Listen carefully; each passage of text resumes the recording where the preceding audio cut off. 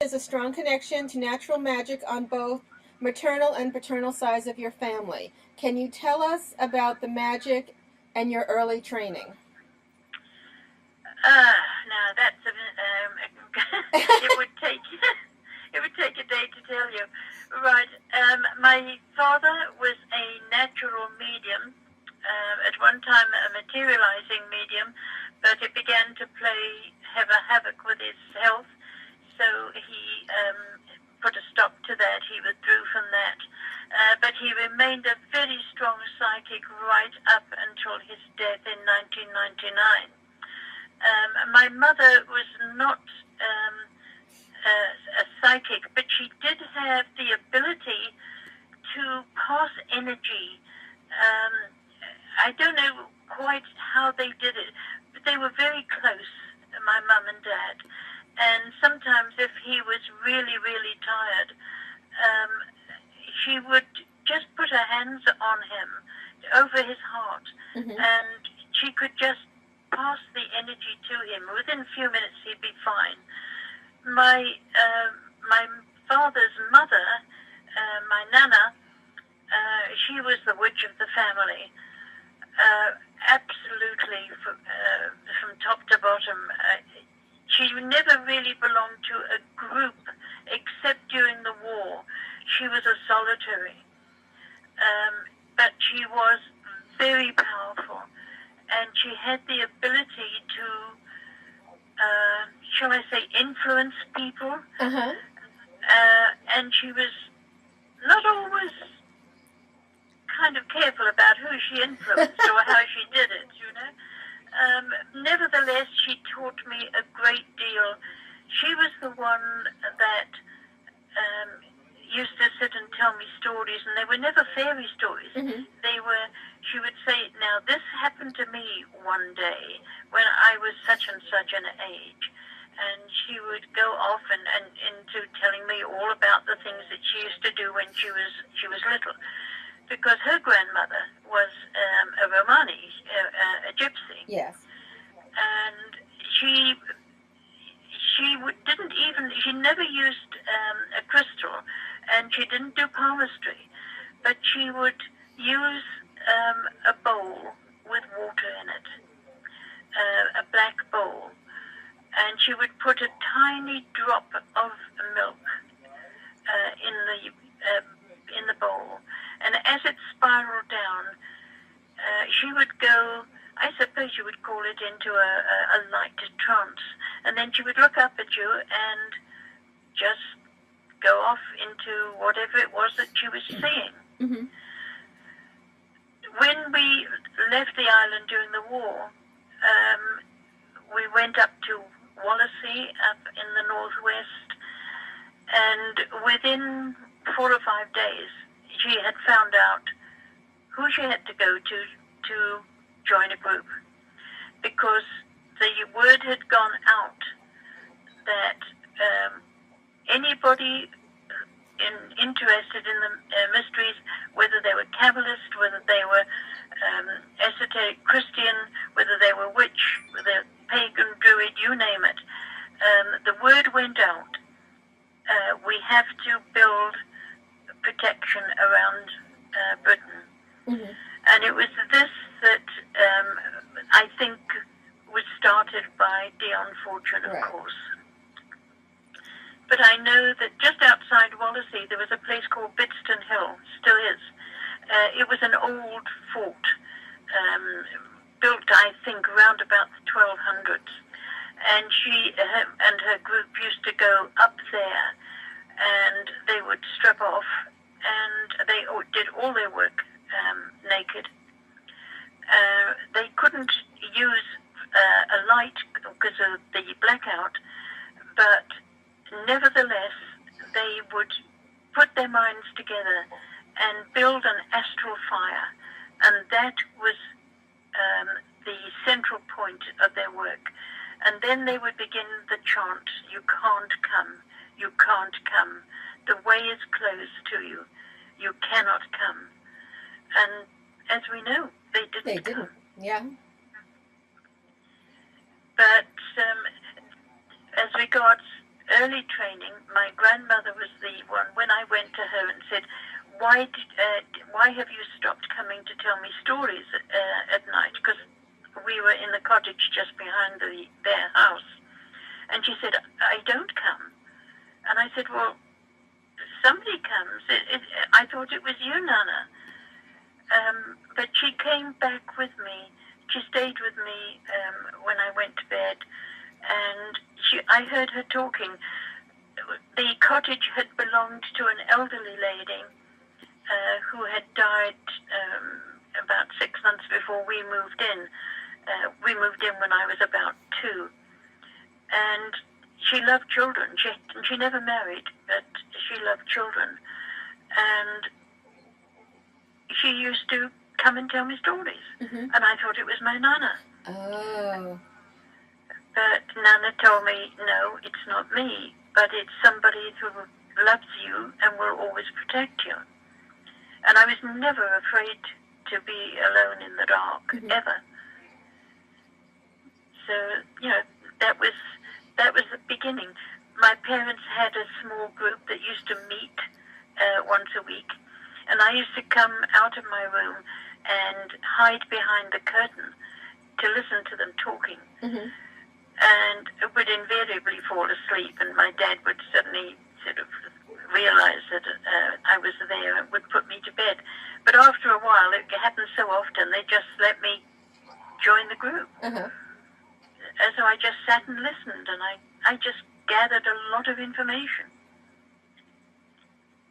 So that was, that's answers to question 1. There you go. Can you tell us about your family's occultist endeavors outside of family past practices? No, not really, because what we did was kept within the family. We didn't, in Jersey, of course, at that time, and still is, they have never rescinded the Witchcraft right. Act. Technically speaking, I can still be burnt in the Royal Square. So we kept ourselves to ourselves, and because it was only my father that had inherited this ability, the 2 younger boys, Uncle Charles and Uncle Dick, showed no signs whatsoever of this kind of work. So my Nana and my father and my mother and 2 of my father's friends, Robin and Gertie, they comprised you might say, the family group. And it was mainly that we would come together and somebody would start the conversation going and everybody would join in and they would read. What they were reading at the time, they would bring with them and read bits, and then it would be discussed. But they didn't do ceremonial magic as I have done in my time. It was, in a sense, it was a kind of, shall I say, almost a series of lectures. Mm-hmm. Everybody would offer an opinion, and even by now I'd be sort of 5 or 6, they treated me as an adult. And they would say, Dolores, what do you think? And I'd say, I think so-and-so and so-and-so and so-and-so and so-and-so, but I didn't understand so-and-so and so-and-so. Mm-hmm. So then it would be explained to me. But I was never treated like an adult. Mm-hmm. Mind you, you mean you were never treated like a child? Yes. Sorry, sorry, I'm kidding. They got a bit worried when my mother found out that whenever the moon was full, I used to get out of bed, take all my clothes off, and go and dance on the lawn. And she would say to me, "Dolores, you're going to catch cold." "No, Mum, I'm not going to catch cold because the moon keeps me warm. And she likes being danced to. She calls me out." And that was that was my little effort. But that was really all that was done in these early days, because in Jersey you kept your head down. Right. Mind you, the place is alive with people that still keep the old traditions, but they just don't talk about it. Mm-hmm. But I still get the occasional phone call from a farmer saying his cow's sick, or there's something in the barn that he doesn't like, and will I please come out and see to it? Uh-huh. But they never pay cash. I just get given cauliflowers and potatoes and vegetables and fruit and occasionally homemade jams and things like that. Mm-hmm. Okay. So it's the old traditional way. Okay. How is it that you entered Dion Fortune's Society of the Inner Light? Well, I was going to London, and my mother asked me to collect a set of tarot cards, and gave me an address to go to. It was the very, very young Aquarian Press. They had 2 rooms on the 3rd floor of a big office building in Victoria Street. And I trotted all the way up those stairs into this dingy little room. There was a desk, a couple of bookshelves of second-hand books, and a kind of middle-aged man sitting at the desk, and he said, can I help you? And I said, I'd like a pack of tarot cards, please. And he said, yes, I think I've still got some left. And he went off into the other room. I looked at the books and found a grimoire, and I thought, ooh, that looks interesting. And I was thumbing through this when all of a sudden this hand came over my shoulder and plucked it out of my hands and said, you do not need that. You need this. And handed me a little book, a booklet, by a certain Walter Ernest Butler. And it was called Magic, Its Ritual, Power and Purpose. And I bought that. I bought the tarot cards and went off. And as I went out, he said, read it carefully. Now, that was a guy who actually owned and started the Aquarium Press. Mm-hmm. I read it on the way, on the train down to Southampton, where I was catching the plane back home. I read it at a single sitting, and there was an address at the back. And what I read changed my life completely. I got out of that plane. A friend was picking me up, and she looked at me and she said, what's happened to you? You look as if you lit up inside. And I said, I think I've found where I must go in my life. And I took it back, showed it to my then husband, and within 6 weeks we had joined the Inner Light. It was just sitting there waiting for us. Now, the strange thing is that about a year before, we had been in London, living in London, and I went to the library and I picked up a book called The Magician, His Training and Work.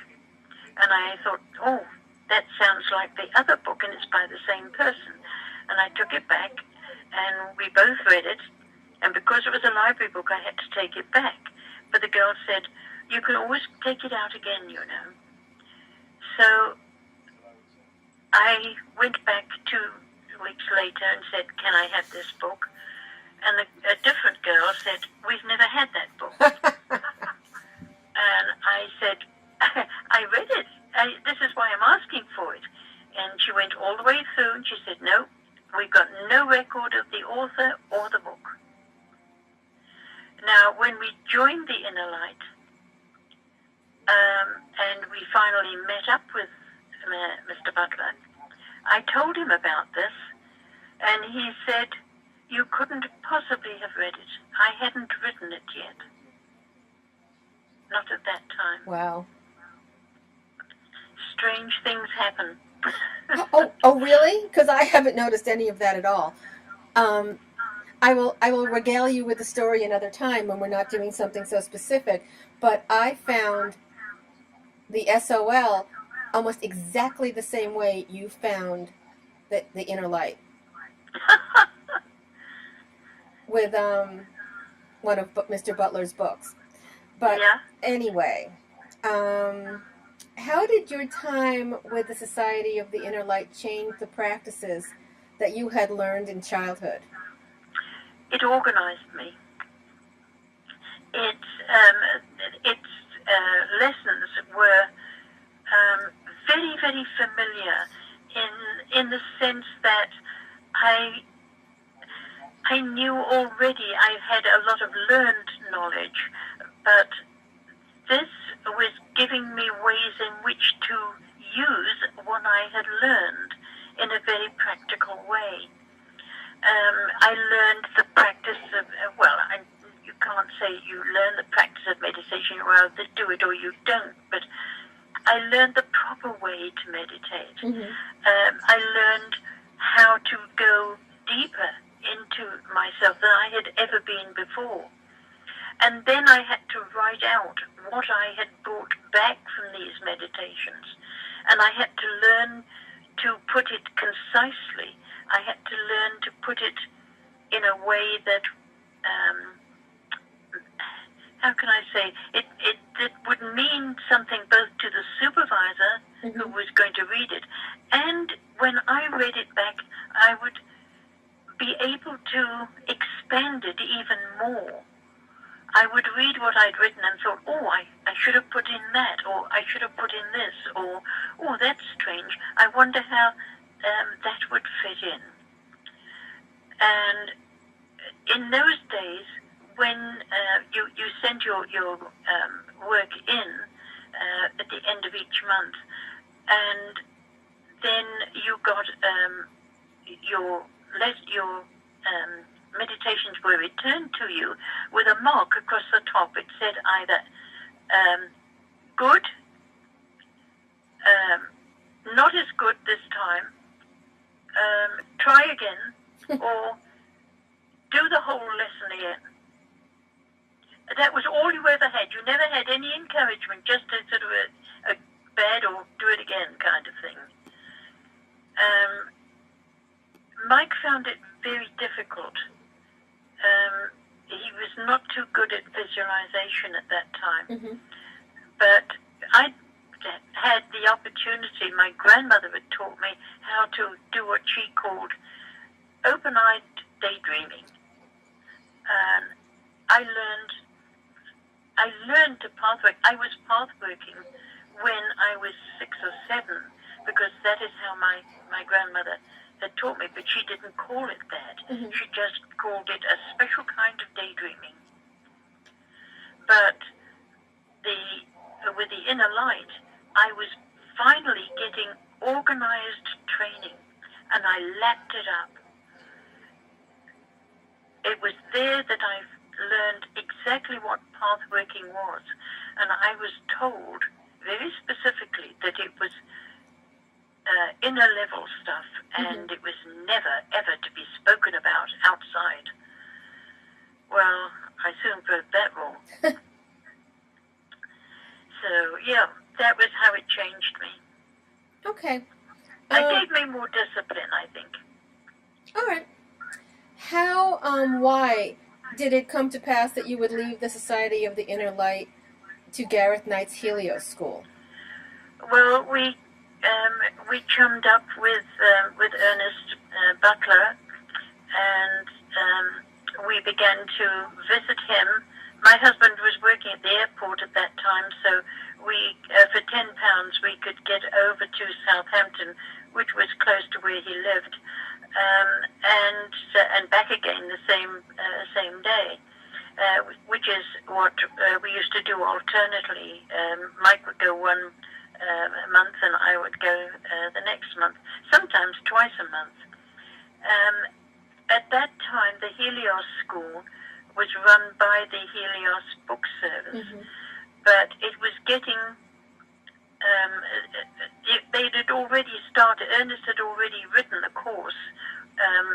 Of course, Gareth and I did the first 6 lessons, but Ernest finished it off and made it up to 50 lessons.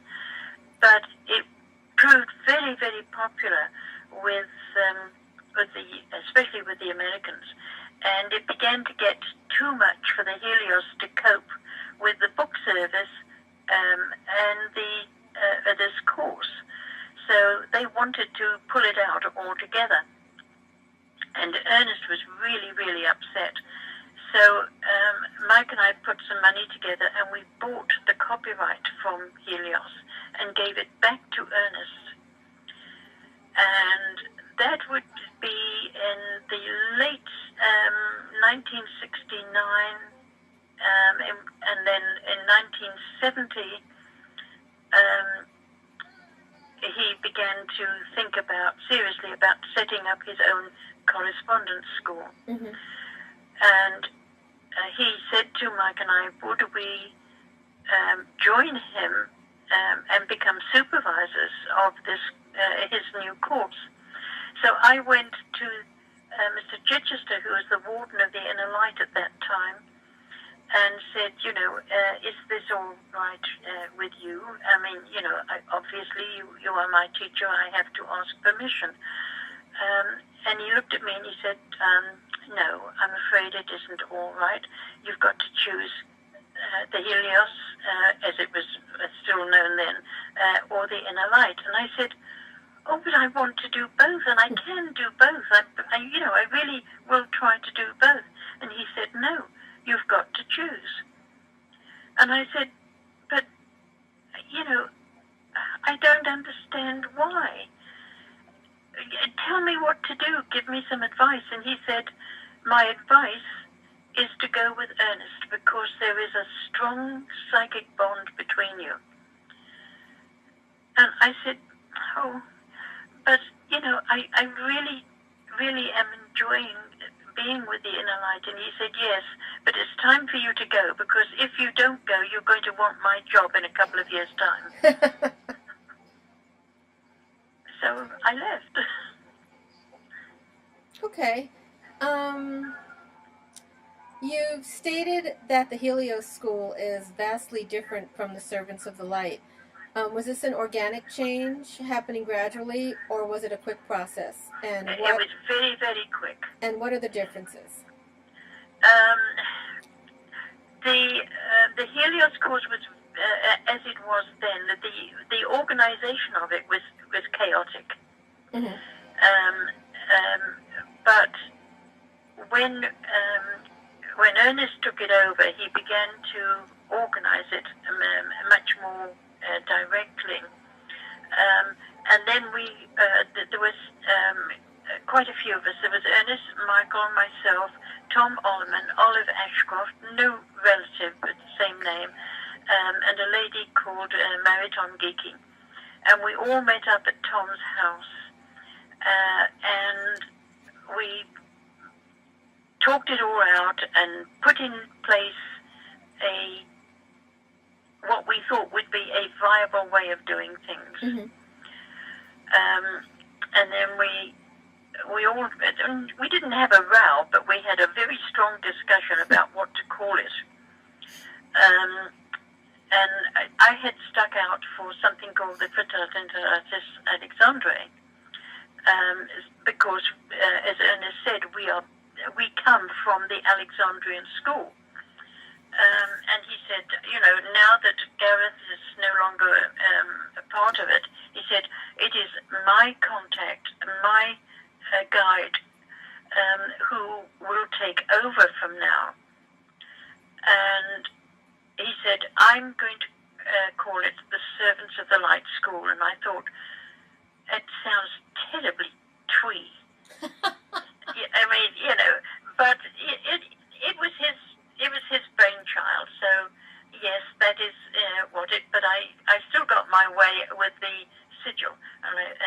something. That was when we put the sigil together. Right. With the lights and the bee in the center. I love the and bee. It was Olive Ashcroft who suggested the symbol of the bee, because she said a bee collects not only honey, this bee collects knowledge. And the bee is a servant.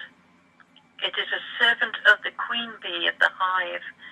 And she said, I think it would be very, very good symbol. And Ernest kind of did a little work in trance, and suddenly sort of came back and said, yes, this is acceptable. And then he said, and there's got to be these little lights around it, so one for each of us, so that we will all be together. And that is how the sigil came to be. But the organization as a Helios course was absolutely chaotic, as I said. There were people paying 50 pence, there were people paying sort of £1.20, some people were just paying £1, some people were supervised, some people were unsupervised. And Ernest said, no, this has got to stop. It's got to be one charge, and it was, at that time, it was £1.50 for a lesson. And he said, every student will be supervised. And that is the way it's got to be, because you cannot leave somebody with this kind of material unsupervised. If they do it wrong, if they go off at a tangent, he said, they can be psychically hurt. So it has to be strict. And so it was Mike and myself, Tom Ollerman, Mariton, and Olive, who were the first supervisors. Could you spell Mariton's name? Mariton. Her real name was Maria Antoinette, but we always called her Mariton. Okay.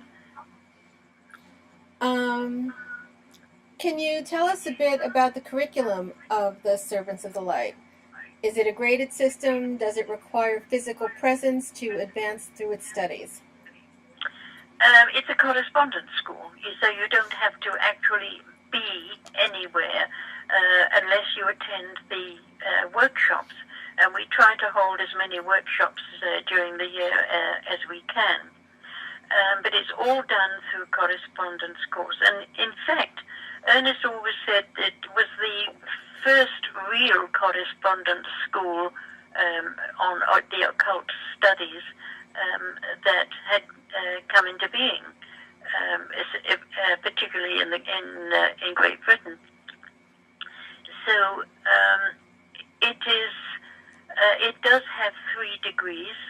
It has a first degree, second, and a third, and it is usually around about halfway through, because it's a 50-lesson course, halfway through, if the student has been regular, if they have really shown that they understand what they're actually doing and show an aptitude for it, then we generally sort of suggest that they take a first degree initiation, which is an introduction, if you like, to the inner levels. They are presented to the 4 quarters and to the 4 archangelic powers and the 4 elements and their kings.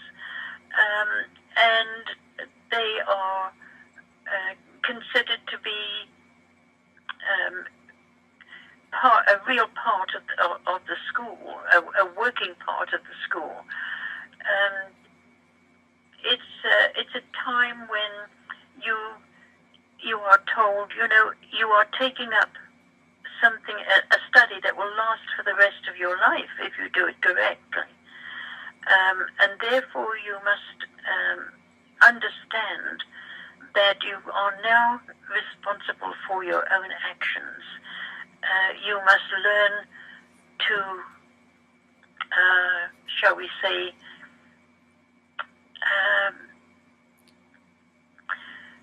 I'm trying to find a word to describe it.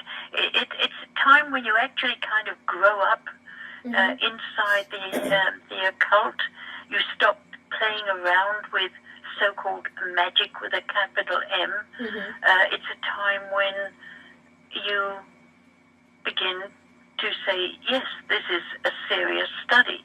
This is not play acting anymore.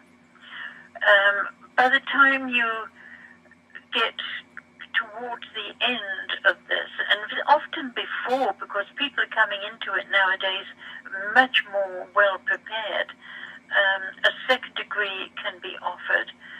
It's a time when you understand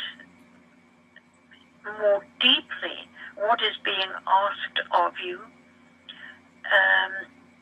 You are very often asked if you would like to repay what has been taught to you by being a supervisor yourself, which is quite daunting at times, but you learn more by trying to teach what you know to somebody else than you did when you were first learning it yourself, you know?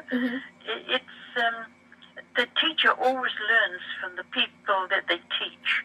That's one of the things I've learned in my life in the occult.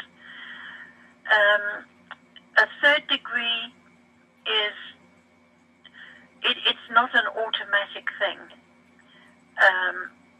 Ernest always waited until the guide, the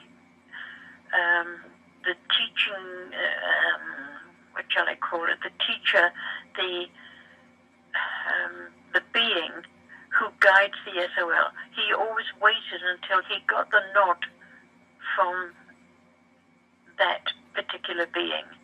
But it was never, it's never now, even now, it's not an automatic thing. You have to really work for that.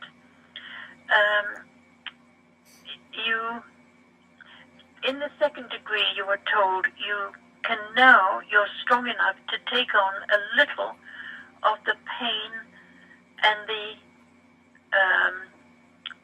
what shall I say, the burden of the savior of the age. When you reach a third degree, you have to give it back to the savior of the age.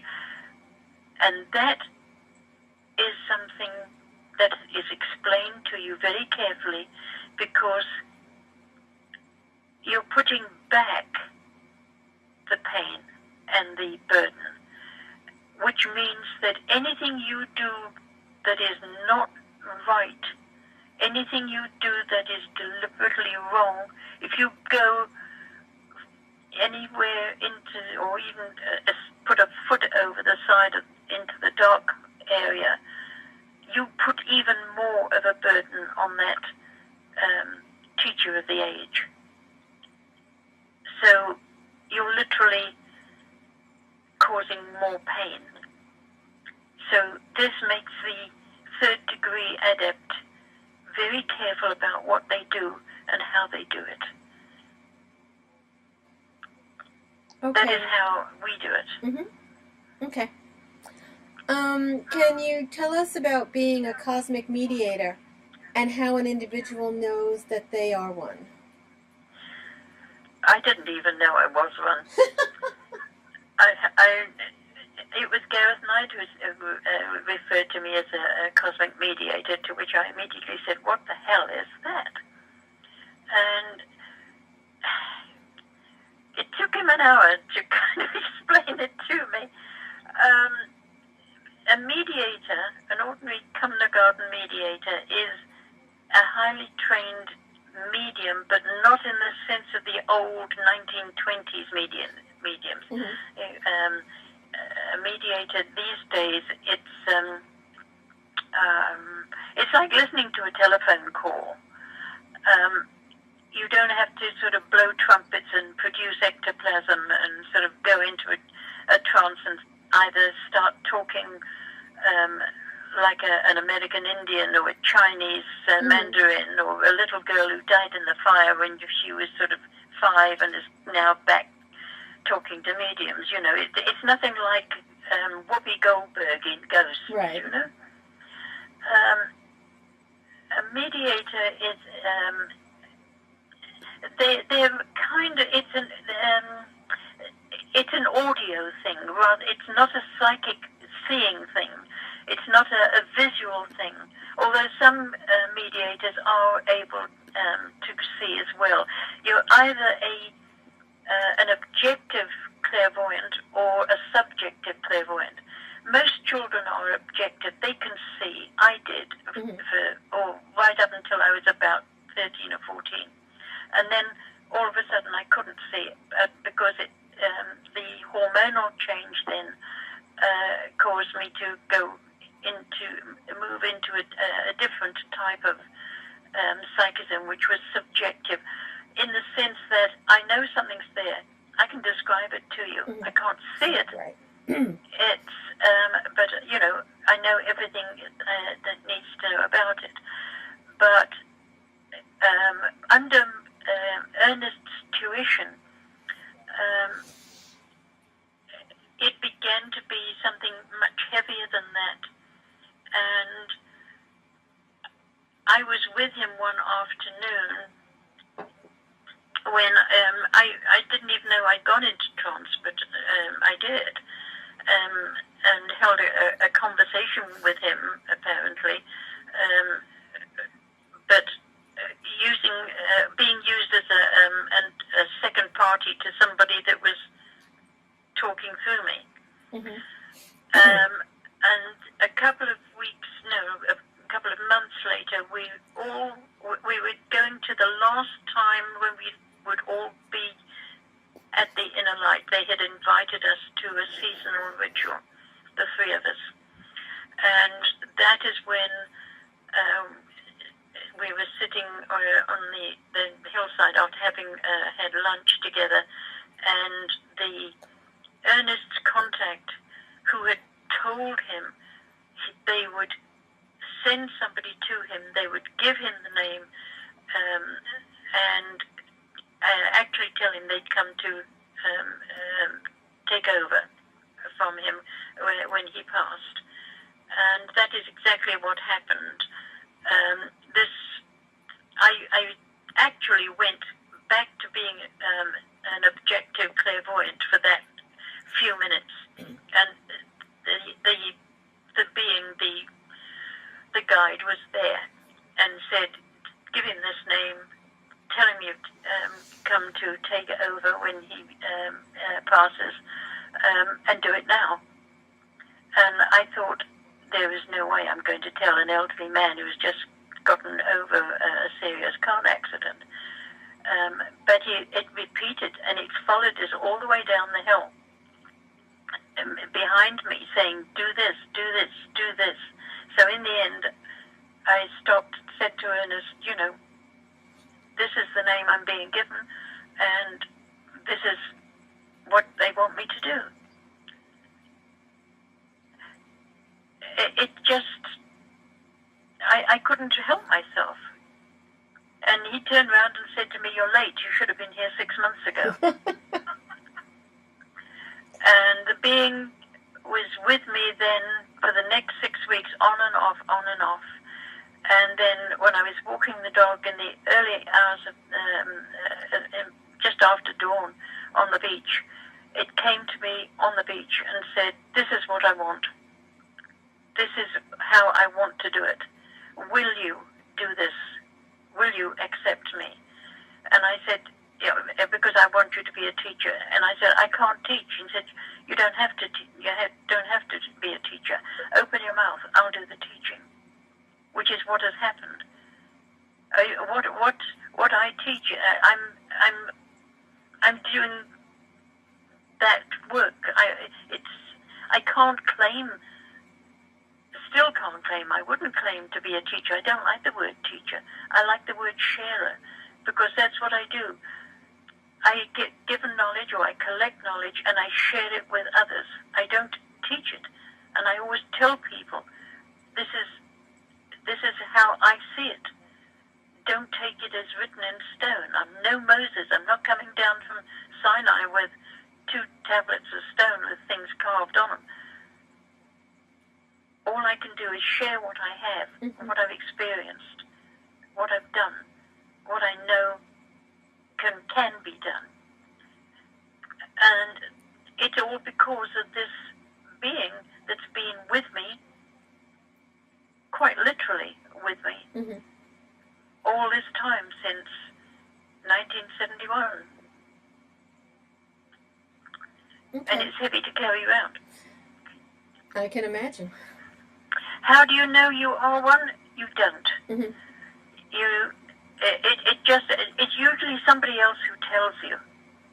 You have an indweller. You are a mediator. Not a medium, you're a mediator. Right. And a cosmic mediator is able to hold sometimes 2 or even 3 very briefly at the same time.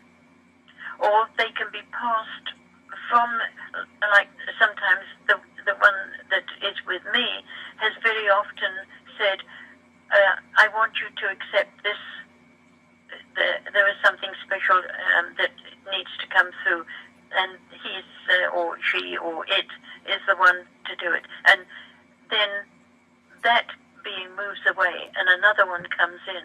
That's being a cosmic media. You can be used.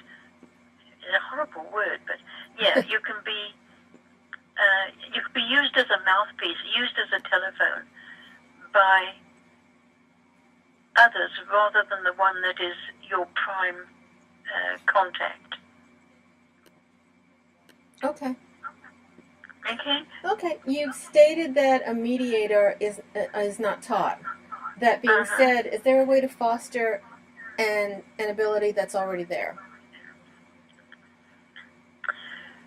You know, that is something I have absolutely no idea, because I know the way it happened to me. There are occasions when I can see somebody else, or I'm told, or my contact recognizes somebody who's got a contact.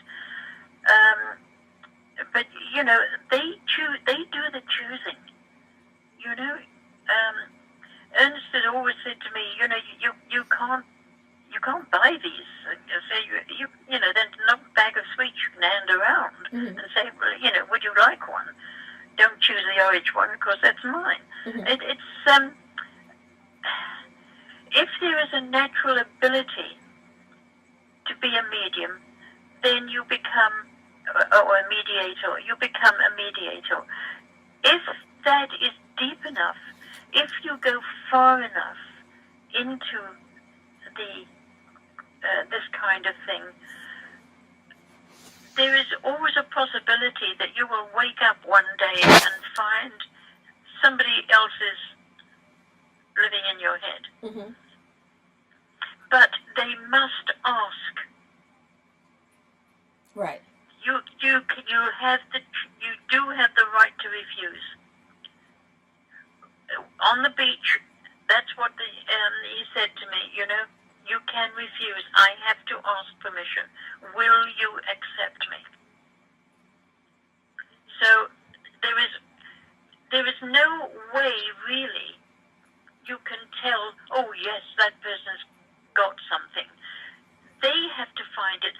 They have to, in their work, in the way they are in the world, both on the outer world and the inner world, if they are destined to be, and if they're strong enough to, and have enough energy to hold something like this, then in one way or another, they will be approached. Okay. And if they are approached, they have the right to say no. Okay. Are beings that are contacted as a cosmic mediator essentially the same as the secret chiefs of occult societies such as the Golden Dawn? I would have no idea, because there are hierarchies of teachers, which is something I didn't know until a couple of years ago, Mm-hmm. when the one that I work with said to me that when a human being reaches a point where they no longer need to gain experience through physical living, they then move to a level. That's the only word I can use. Move to a level where they can then start to teach from that level to people still using the physical. But the one they replace is set free to go on to another level. I had no idea until I was told that there was a hierarchy, that those who teach us and that we look up to with awe and reverence, they themselves look up to others beyond them. And that I found absolutely amazing. It stopped me in my track. But I think each school has its own area, its own kind of teachers. We are, all our teachers come in the SOL come from the Alexandrian link, Right. which is basically ancient Egypt. And I mean ancient, I mean 4,000-5,000 years, going back to the time of Imhotep. Mm-hmm. But I don't know about the others. Okay. Okay? Okay, quantum theory has very much informed the physics of the late century. Interestingly, it has also had a great impact on philosophical, religious, and occult thought, as evidenced in many recent books. Does it inform your approach to does it inform your approach to occult practice? Oh, yes. I love quantum physics. I am into particle theory and what have you, right up to the neck. I have found it explains so much. It takes the airy-fairy wand with a star on the top out of magic, you know. Mm-hmm. Magic is growing up. It really is, Debbie. It's growing up. And quantum physics explains so much of it. And it's taking us further and further into the mechanics of what we have always thought of as magic with a capital M. Mm-hmm. And I don't like that name. It's old-fashioned. It no longer applies.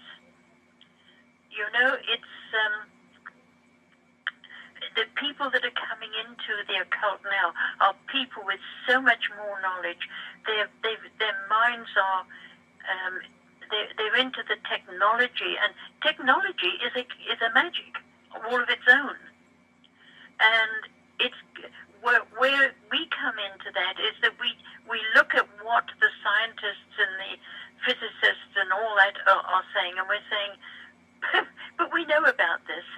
You know, we've known it since ancient Egypt. It's just that you have put it in a different context.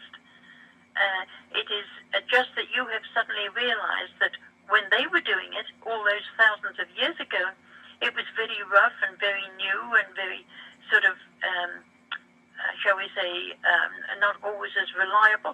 Now we know how to make it reliable because our brains have adjusted to it. We have grown. When a person is born now, they're born with synapses in the physical brain that are attuned to technology and are able to accept the fact that, yes, a particle of energy for one thing, it cannot be destroyed. You cannot destroy energy. It is utterly impossible. Mm-hmm. But a particle of energy is what we are all, and everything around us is made of. But that particle can only work if it is given a form. Otherwise it just floats around being energy. Once it's given a form, it can start to work. Mm-hmm. Okay. And that is what quantum mechanics has given to us. And I say to people, read Carl Sagan's Dragons of Eden. Read Greg Brandon's The Divine Matrix. Read Michio Kaku's books. Because nowadays it's no longer a stigma to say this is bordering on the paranormal. Mm-hmm. Even the word occult is kind of being dropped now. It's the paranormal. And a paranormal, by its very definition, is something which is bigger than what it usually seems to be. And that's what quantum physics is. It's a door that is half open, and all we've got to do, Debbie, is push it. Right. It's great. I love it. Okay. Your books on Kabbalistic pathworking is extent, inclusive, and voluminous. Can you tell us about your personal pathworking and how it informs you as an author? Oh, my personal pathworking. I seem to do it almost every day. In fact, life itself seems to be almost one big pathworking. Because once inside a pathworking, you can change it and cause it to change you. You can adjust to it, adjust it to yourself. It's an ongoing thing. Life, when it comes down to it, Debs, that's what life is. Mm-hmm. It is a pathworking. And somewhere, the higher self is going through this pathworking and thinking, I think I'll do this, or I think I'll get them to do that, or I think I'll, terminate them now because I've learned enough. Mm-hmm. It's really, really weird. I get a lot of ideas for books.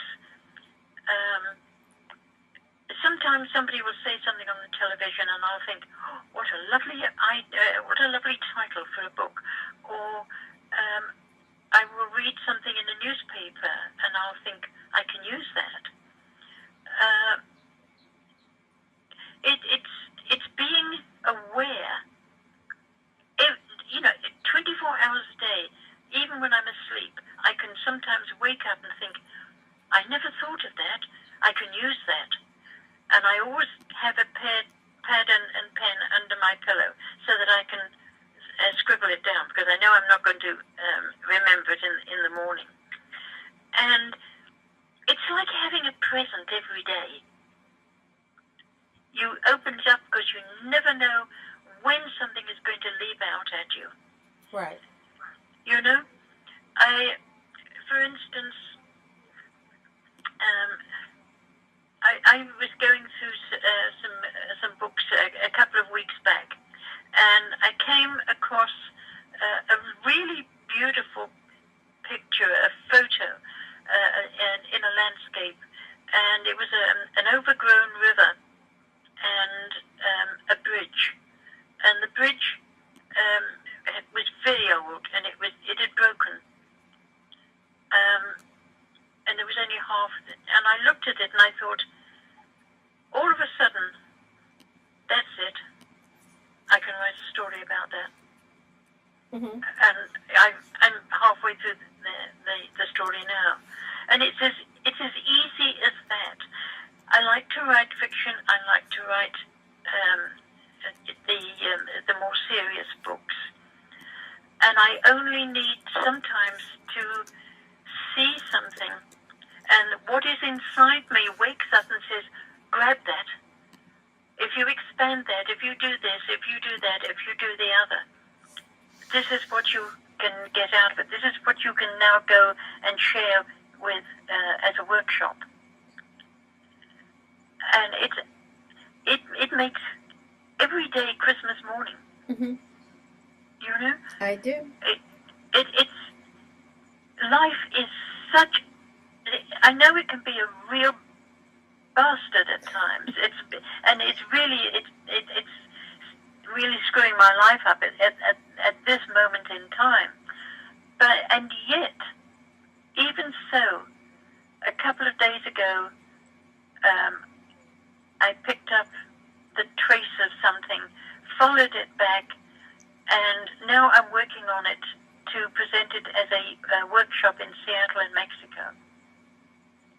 And it was just one word.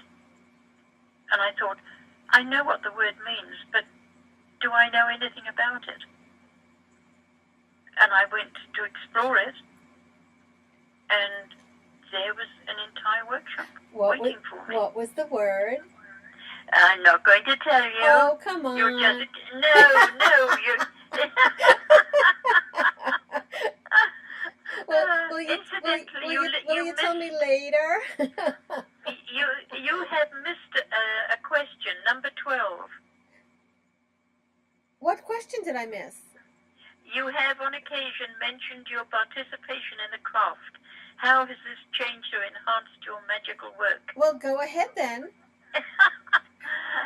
I love the craft. I love the lightness. I love the laughter. I love the music and the dancing. The old pagan ways are still alive and well, and they are foundation stones. Mm-hmm.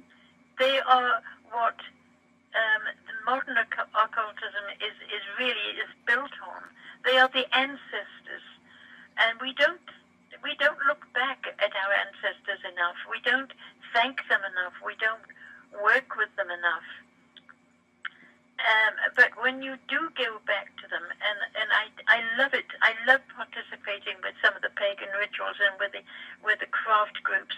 I really, really enjoy that because there is a freedom, there is a lightness of heart and spirit there. It contrasts so much with the quantum physics. Mm-hmm. It's like Mart and her scales. You know, on the one side you've got this lovely, light-hearted, almost childlike power of the pagan groups, and their power is enormous because it's a nature power. And then on the other side you've got the more scientific one, the quantum physics and the what have you. They're both beautiful in their way, and they both have so much to give. And it's wrong to try and separate them. It's wrong for somebody who works with quantum physics to look down on the pagan. It's wrong for the pagan to say, you're too high and mighty. This is why Mart balances them. We can learn from both of them. The craft can learn from the physics can learn from the craft. And what comes in the middle of it is laughter. And laughter is such a precious gift. We have been given, Debbie, 3 beautiful gifts. We have been given the gift of laughter, and that can lift the heart even in really bad moments. We've been given the ability to imagine and to dream, and that is another incredible gift, in the sense that we are the only life form on this planet that can build an entire world in our heads and live in it without moving. And then on top of all that, you've got this ability to, what's the word that I want? To see further, to go further out, to dare. We're often told, dare, will, and keep silent. Well, going out into the world of quantum physics is a daring thing to do. And we've been on top of, because we've been given that, we've also been given the gift of memory. So laughter and this idea of memory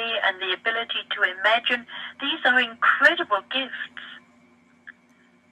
and we use them carelessly. I mean, memory is so important, because when you memorize, when you look back in memory, you are pulling the past into you again and reliving it. You know, and you can learn from. You can look back and say, "Oh, I experienced that so many years ago, and now I can see it coming up again. How did I deal with it then? Right. Okay, this is what I need to do." So you can learn from your own past because you've got memory. And once you learn to do that, you're laughing because you can use your experience and your memory to make sure that in the future you don't fall over your own shoelaces.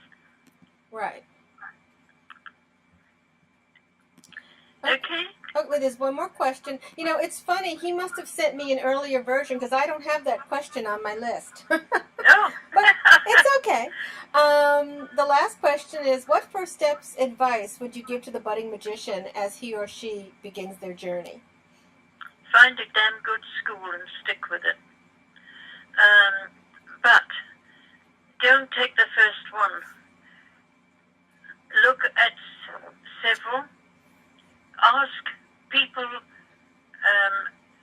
who are running the school. Ask them to put you in touch with somebody that is, in the school, and ask them how is it? Is it easy? Do you think I can do it? Ask questions. Don't just go into it because somebody says, "Oh, we go out into the woods and dance naked and drum all night and drink beer." This is fun. This is not the occult kind of thing. You've got to find someone who knows more than you do, but is ethical. Right. Because this is why the occult and magic as a whole got a bad name, for so long. Right. But because ethics weren't part of it, magic, quantum physics, whatever you want to call it, it has to have ethics. People have to be doing things for the right reason and not just so that they can get to wear the purple robe with a collar decorated with something and a magical hat, or have a wand with a crystal on it. That's not magic. Every one of the magical tools are merely symbols. And what they really are, the power of that symbol, is in you. And I keep telling people, look, start naked in a desert. You can do a ceremony. You've got two forefingers. You've got a sword and you've got a wand. The flat hand open is your pentacle, and your cupped hands is a grail. This is all you need. You just. It gets me so cross when I paid £45 for this wand. Isn't it beautiful? It's got 16 different crystals on it, and I'm thinking to myself, your forefinger, a wooden pencil, is a better wand, because with a wooden pencil you can write something. And incidentally, since it's made of wood, it's a natural wand. Right. I say to my people, oh, I haven't got a sword, and they're so expensive. Use a damn great darning needle, one of those really big ones. It's got a point. That's all you need. If you get a big enough one, you can actually stab somebody if you really want to. So it's just as good as a sword.